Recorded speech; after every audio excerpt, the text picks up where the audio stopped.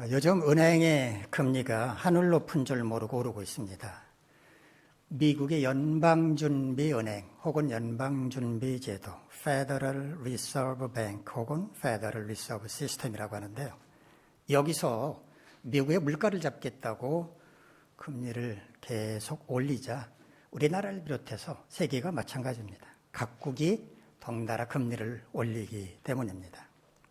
금리가 높아지면 돈을 많이 가진 사람들은 유리하겠지만 은행으로부터 대출받은 사람들은 이자 부담이 커지게 됩니다.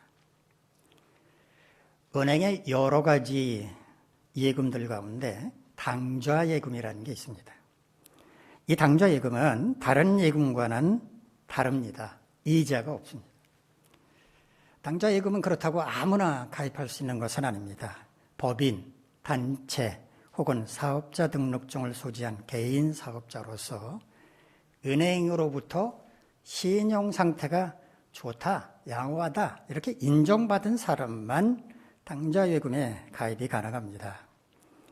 당좌예금 계좌를 개설한 법인 혹은 개인은 은행 계좌 잔액 한도 내에서 당좌수표 혹은 약속어음을 발행할 수가 있습니다. 거래처에 일일이 현금을 지급하지 않고 요즘은 은행 계좌 이체를 하겠습니다만 그렇게 하지 않고 수표 한 장 혹은 어음 한 장을 발행하니까 얼마나 편리하겠습니까? 은행과 당좌 차월 계약을 맺어놓으면 정해진 한도 내에서 그 잔액을 초과하는 만큼 수표 또 어음을 발행할 수도 있습니다. 정해진 만큼 임시긴 하지만 은행으로부터 돈을 빌려 쓸 수 있으니까 또 얼마나 좋겠습니까? 이 당좌예금은 신용을 바탕으로 운영되는 예금입니다. 현금 대신에 수표나 어음을 받는 사람은 불안할 수 있겠지만 그러나 수표나 어음을 발행한 그 사람을 믿을 뿐만 아니라 지급을 보증하는 은행을 믿기 때문에 안심하고 받는 겁니다. 만약에 수표나 어음을 발행하는 사람이 자신의 계좌 잔액도 초과하고 또 은행과 맺은 차월 한도도 초과해서 수표를 발행하거나 어음을 발행하면 어떻게 될까요? 그런 수표나 어음이 은행으로 돌아오게 되면 은행은 빨리 초과하는 금액에 대해서 입금을 시켜라. 입금시키지 않는다면 지급을 거절하겠다. 이렇게 경고를 할 겁니다. 수표나 어음에 대해서 은행이 지급을 거절하면 어떻게 되는지 아십니까? 부도가 나는 겁니다. 부도는 공개적으로 신용불량자라고 하는 것을 선언하는 것이기 때문에 사업하는 사람들은 더 이상 사업을 계속할 수가 없게 됩니다. 부도가 나서 사업이 망하고 가정까지 풍비박산난 경우를 우리는 주변에서 어렵지 않게 찾아볼 수 있습니다. 우리가 살아가는 세상은 믿음으로 유지됩니다. 정부가 든든하게 나라를 지켜줄 것이라고 하는 믿음, 은행에 맡긴 내 예금이 안전할 것이라고 하는 믿음, 기차, 버스, 택시 등 교통수단들이 정해진 시간에 운행을 계속할 것이라고 하는 믿음이 있기 때문에 이 세상은 멈추지 않고 계속 굴러갈 수 있는 것입니다. 만약에 어느 순간 어떤 상황에 닥쳐서 이 믿음이 무너지게 된다면 이 세상은 순식간에 혼란에 빠지게 될 것입니다. 우리의 신앙도 믿음이라고 하는 기초 위에 세워지는 것입니다. 아무리 오랫동안 신앙생활을 해왔다고 하더라도 교회 중직자라는 이름으로 불린다고 할지라도 믿음이 없으면 그 사람의 신앙은 헛것입니다. 오늘 이 시간에는 본문 말씀을 중심으로 믿음에 관해서 함께 생각해 보는 시간을 갖도록 하겠습니다. 어느 날 갑자기 찾아온 가브리엘 천사로부터 네가 하나님의 아들을 잉태할 것이다 라는 말을 들었을 때 마리아는 얼마나 충격을 받았겠습니까? 비록 요셉과 약혼을 하기는 했지만 아직 남자를 알지도 못하는데 자신이 임신하게 될 거라는 말은 도무지 믿어지지 않았을 것입니다. 그러나 성령이 임하고 하나님의 능력이 너를 덮으면 얼마든지 가능하다라는 가브리엘 천사의 말을 듣고서 주의 여정이니 그 말씀대로 이루어질 것입니다 라고 말했습니다. 그렇게 표면적으로는 하나님의 뜻을 수용을 했지만 마리아에게는 뭔가 다른 증거가 필요했을 수도 있습니다. 다행히 가브리엘 천사는 엘리사벳 할머니 얘기를 전해주었습니다. 엘리사벳 할머니는 마리아의 친족이었기 때문에 그 할머니가 자식 없이 늙어간다는 건 마리아도 잘 알고 있었습니다. 그런데 그 할머니가 하나님의 능력으로 아이를 가졌으며 벌써 6달이 지났다고 가브리엘 천사는 말해주었습니다. 마리아는 엘리사벳 할머니를 만나보고 싶었습니다. 그 나이에 정말 임신을 해서 6달이 지났다면 눈으로 확인할 수 있는 증거를 볼 수 있을 것이기 때문이었습니다. 우리 본문 39절로 40절 말씀 한번 같이 읽을까요? 시작. 이때 마리아가 일어나 빨리 산골로 가서 한 동네에 이르러 사가랴의 집에 들어가 엘리사벳에게 뭐라 하니. 빨리라는 말이 눈에 들어옵니다. 빨리, 헬러 스푸데라는 말을 번역을 한 건데요. 급히 서두르는 것을 가리킵니다. 마리아의 마음이 굉장히 조급했다라고 하는 것을 말해주는 겁니다. 마리아는 한시라도 빨리 확인해 보고 싶었을 것입니다. 그래서 서둘러 엘리사벳이 살고 있는 곳으로 떠난 겁니다. 오늘 본문은 그냥 유대 산골의 한 동네라고 말하고 있지만 학자들은 제사장 사가랴 그리고 엘리사벳이 살고 있던 곳은 예루살렘 남서쪽에 있는 아인 카림이라고 말합니다. 지금도 이 아인 카림에 가면 마리아가 엘리사벳을 방문했던 것을 기념하여 세운 교회가 있고요. 세례 요한 탄생 기념 교회도 있다고 합니다. 지도에서 보시는 것처럼 마리아가 살고 있던 갈릴리 나사렛으로부터 사가랴와 엘리사벳이 살고 있던 아인 카림까지는 약 100km가 넘는 그런 먼 거리였기 때문에 마리아는 여러 날에 걸쳐서 걸어서 이동을 해야 했을 것입니다. 마침내 마리아가 엘리사벳 집에 도착을 하게 됐는데 우리 본문 41절에서 45절까지 말씀 함께 읽도록 하겠습니다. 시작. 엘리사벳이 마리아가 무난함을 들으매 마리아가 복중에서 뛰노는지라. 엘리사벳이 성령의 충만함을 받아 큰 소리로 불러 이르되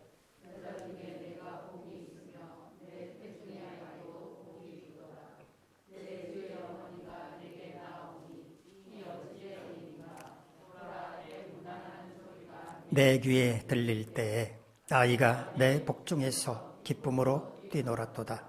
주께서 하신 말씀이 반드시 이루어지리라고 믿은 그 여자에게 복이 있도다.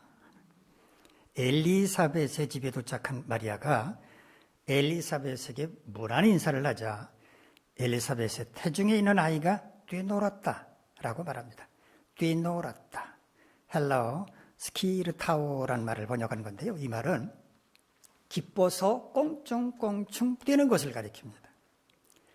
태중에 있는 아이가 바깥 세상의 소리를 들을 수 있다고는 하지만 마리아가 엘리사벳에게 무난한 소리만 듣고서 태중에 있는 아이가 뛰놀았다. 이 얼마나 신기한 일입니까?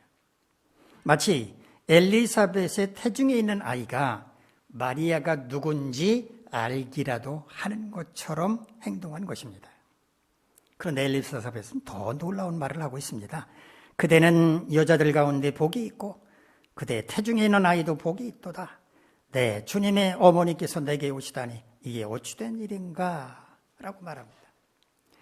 마리아는 여자들 가운데 복이 있고 태중에 있는 아이도 복이 있는데 마리아의 태중에 있는 아이는 엘리사벳의 주님이라고, 즉 주님의 어머니가 나에게 오다니 이 어찌된 일이냐? 라고 말한 겁니다.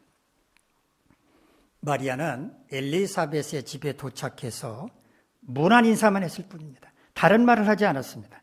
그런데 엘리사벳은 마리아가 임신했다는 사실을 이미 알고 있는 것처럼 말을 합니다.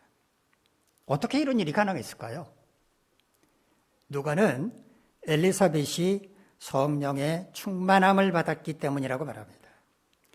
성령의 충만함을 받는다라는 말을 우리는 자주 합니다만 이 부분을 헬라어 원문으로 설명을 드리겠습니다. 에플레스데 푸뉴마토스 아기온이라고 되어 있는데요. 플레도란 말은 채우다, 성취하다, 가득하다라는 뜻이고요. 푸뉴마, 성령을 가리키고 하기오스, 거룩한 뜻입니다. 그러니까 거룩한 성령으로 가득 채웠다. 즉 성령이 엘리사벳을 사로잡고 있었다. 이런 뜻입니다. 마리아가 하나님의 아들을 잉태했다는 사실을 성령께서 엘리사벳에게도 알려주셨는데 엘리사벳뿐만 아니라 엘리사벳의 태중에 있는 아이까지도 그 사실을 알고 기뻐서 껑충껑충 뛰었다라는 말입니다. 엘리사벳은 또 마리아에게 이렇게 말했습니다. 주께서 하신 말씀이 반드시 이루어지리라고 믿은 그 여자에게 복이 있도다. 가브리엘 천사를 통해서 하나님의 아들을 잉태할 것이라고 하는 놀라운 말을 들었을 때 그것을 거부하지 않고 그 말씀대로 자신에게 이루어질 길을 원한다라고 말을 했던 마리아의 순종이 복되다고 칭찬을 한 것입니다. 엘리사벳을 만나는 그 순간부터 일어난 여러 가지 일들을 보면서 마리아는 어떤 생각을 했을까요? 가브리엘 천사에게 들었던 그 말이 한낱 꿈이 아니라고 하는 것, 하나님의 말씀은 그대로 이루어진다는 것, 자신의 태중에 이미 하나님의 아들이 있다는 것을 알게 되었을 것입니다. 욥기의 마지막 부분, 그러니까 욥기 42장 5절을 보면 욥이 이렇게 고백한 것을 볼 수 있습니다. 내가 죽게 대하여 귀로 듣기만 하였사오나 이제는 눈으로 주를 배웁나이다. 하나님은 말씀하시는 것만 귀로 들을 수 있는 분이라고 생각을 했는데 그게 아니었다는 것입니다. 눈으로도 볼 수 있는 분이라고 하는 것, 즉 하나님은 살아계시는 분이라고 하는 것을 깨달았다고 고백을 한 것입니다. 아마 마리아도 그러지 않았을까 생각합니다. 가브리엘 천사가 찾아와서 충격적인 말을 전했을 때 마리아는 남자도 알지 못하는 내가 임신을 한다는 것, 더구나 그 아이가 하나님의 아들이라는 것 믿었을까요? 믿지 않았다고 말하기는 조심스럽습니다만은 아직 어린 마리아로서는 전적으로 믿기는 어렵지 않았을까 생각을 해봅니다. 아마도 정말 나에게 이런 일이 일어날까? 라고 생각하면서 긴가민가 했을지도 모릅니다. 그랬던 마리아는 엘리사벳을 만나고 나서 확 달라졌을 것입니다. 평생 자식 없이 늙어가던 엘리사벳 할머니가 임신해서 배가 부른 것을 직접 두 눈으로 확인하고서 자신은 말 한마디 하지 않았음에도 불구하고 가브리엘이 했던 그 말을 엘리사벳도 다 알고 있는 것을 보면서 심지어 엘리사벳의 태중에 있는 아이까지도 자신을 만난 것을 기뻐하며 뛰노는 것을 보면서 하나님의 능력이 얼마나 위대한지를 깨닫게 되었을 것이고 하나님의 말씀은 반드시 이루어진다는 것도 확신하게 되었을 것입니다. 마리아가 확신했던 것처럼 하나님의 말씀은 그대로 이루어집니다. 성경도 이 사실을 증거하고 있습니다. 하나님께서 선지자들을 통해서 예언하셨던 메시아가 이 땅에 오심으로써 말씀이 성취된 것, 그것이 참 좋은 일입니다. 하나님의 말씀은 곧 하나님 자신을 가리키지만 그렇다고 하나님께서 직접 말씀하신 것만을 의미하는 것은 아니고 하나님의 말씀을 기록한 신구약 성경의 말씀도 또 성경 말씀을 풀어서 강단에서 선포하는 설교 말씀도 또 깊은 묵상 중에 깨닫게 되는 말씀도 모두 하나님의 말씀입니다. 먼저 이것을 분명하게 짚고 넘어가야 합니다. 성경 말씀이 하나님의 말씀이라고 하는 데는 동의합니다. 그런데 강단에서 선포되는 말씀도 하나님의 말씀이라고 하는 것에는 선뜻 동의하지 않는 사람들이 많이 있습니다. 그런데 이런 태도는 말씀을 전하는 사람이 누구냐에 따라서 달라집니다.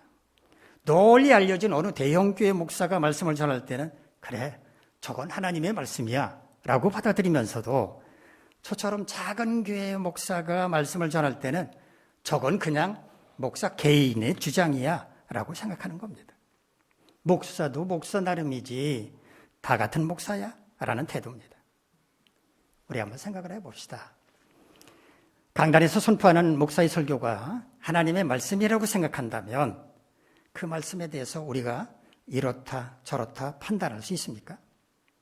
하나님의 말씀을 인간이 어떻게 판단하겠습니까? 듣기 좋은 말이든지 혹은 듣기 거북한 말이든지 유창한 말씀시로 전하든지 혹은 어눌하게 전하든지 하나님께서 그를 통해서 말씀하신다면 우리는 다만 귀 기울여 들으면 되는 것입니다.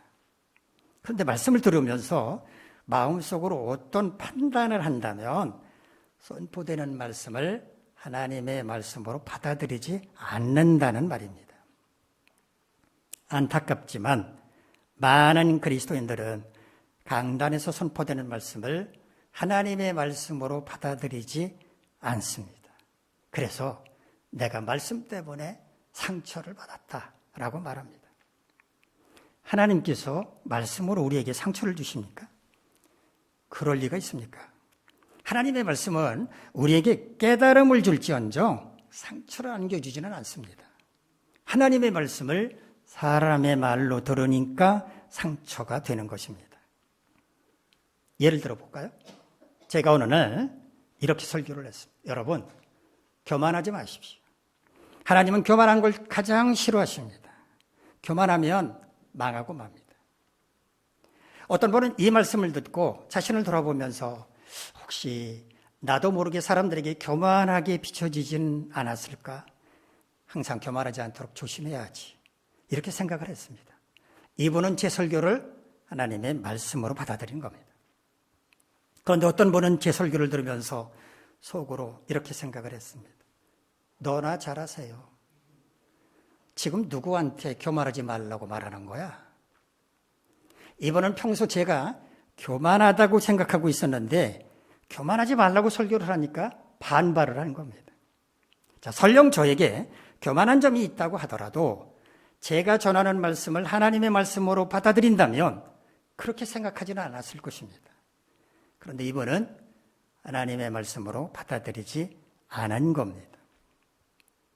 아무튼 하나님의 말씀이란 기록된 성경 말씀은 물론이고 선포되는 말씀, 우리가 깨달은 말씀도 다 포함됩니다. 그렇다면 말씀이 반드시 이루어진다는 것을 믿는 사람은 어떻게 살아가야 할 것인지 생각을 해보도록 하겠습니다. 자, 말씀이 반드시 이루어진다는 것을 믿는 사람은 첫째, 두렵고 떨림으로 말씀을 대해야 합니다. 앞서 말씀드린 것처럼 말씀이 곧 하나님 자신이라고 하는 것을 믿는다면 우리는 말씀 앞에서 두렵고 떨리는 자세를 취하는 것이 마땅합니다. 그렇게 하는 것이 하나님을 경외하는 태도입니다. 마리아가 가브리엘 천사가 전해주는 말씀 앞에서 주의 여정이오니 말씀대로 내게 이루어지이다 라고 말한 것은 바로 이런 경외함의 표시였습니다. 성경 말씀을 읽을 때, 또 선포되는 말씀을 들을 때 두렵고 떨리는 마음이 들지 않는다면 반성할 필요가 있습니다. 어쩌면 하나님이 가장 싫어하시는 교만함 때문일지도 모르기 때문입니다. 우리는 두렵고 떨림으로 말씀을 대해야 합니다. 말씀이 곧 하나님이시기 때문입니다.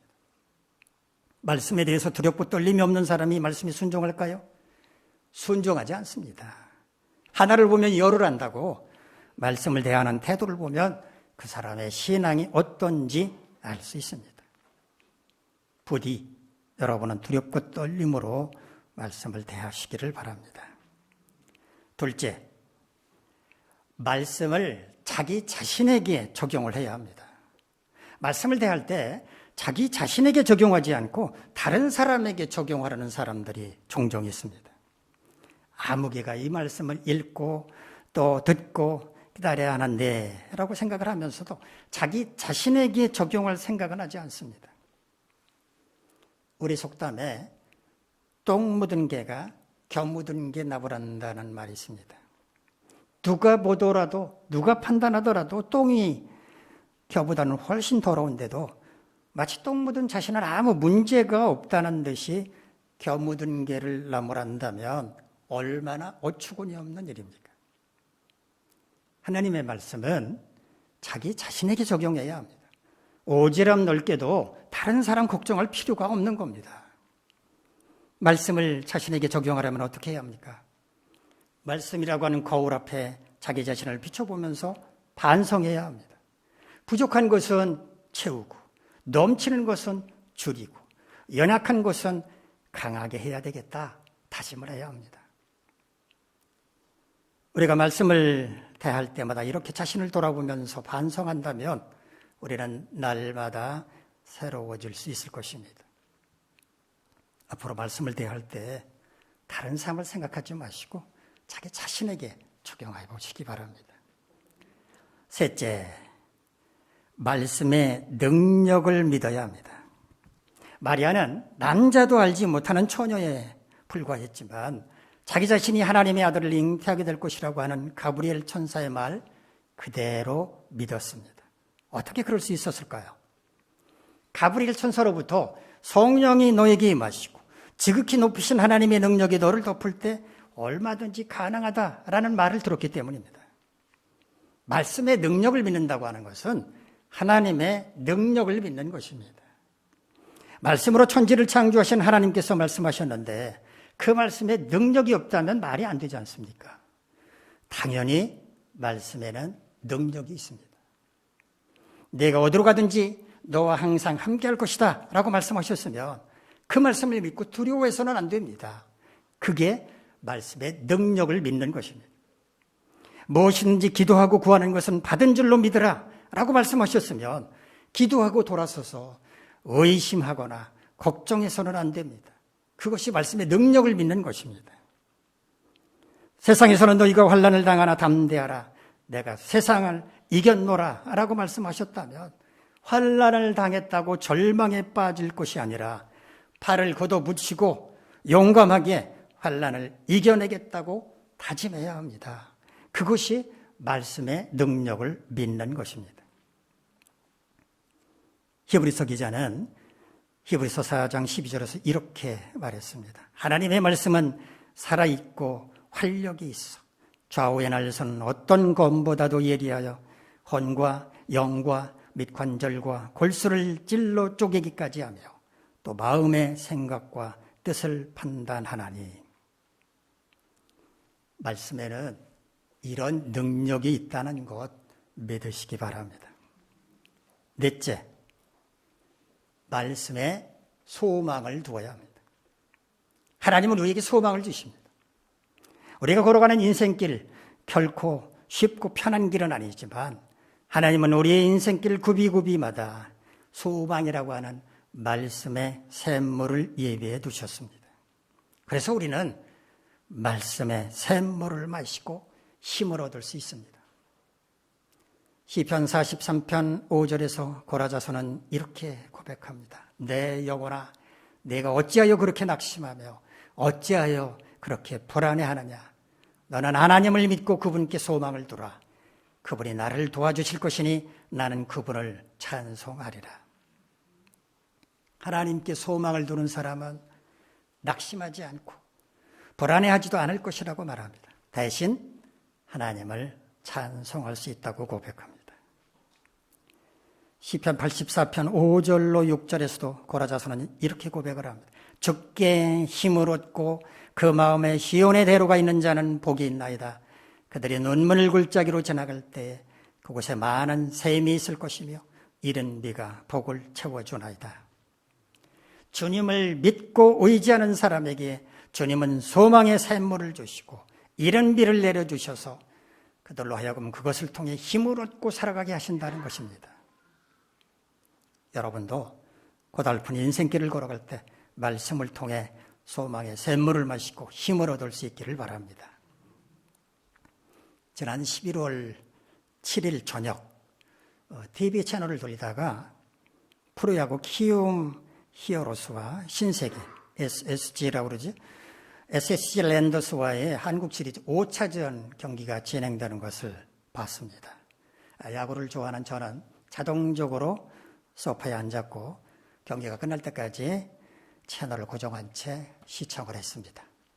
그날 경기는 9회 초까지 키움 히어로스가 4대2로 신세계 랜더스를 앞서고 있었습니다. 선수들 구성이나 전력 면에서 신세계 팀도 막강한데 그날따라 공격이 득점으로 연결되지 않았습니다. 스코어 4대2를 유지한 채 마지막 9회 말 신세계 팀의 공격만 남겨두고 있었는데 주자를 2명이나 내보내는 등 희망의 싹이 보였습니다. 그런데 갑자기 신세계 팀 감독이 대타를 내보냈습니다. 대타, 타순에 정해진 선수가 아니라 다른 선수를 기용했다는 말입니다. 대개 대타는 이런 경우에 내보냅니다. 그날 경기는 뒤집기가 어렵다 이렇게 생각을 해서 이 기회에 새로운 선수를 내보내자, 선보이자 이럴 때 대타를 내보내는 경우가 있고요. 또 하나 한 방으로 전세를 뒤집어 보자라는 그런 의미에서 아주 능력이 있는 선수를 대타로 내보내는 경우가 있습니다.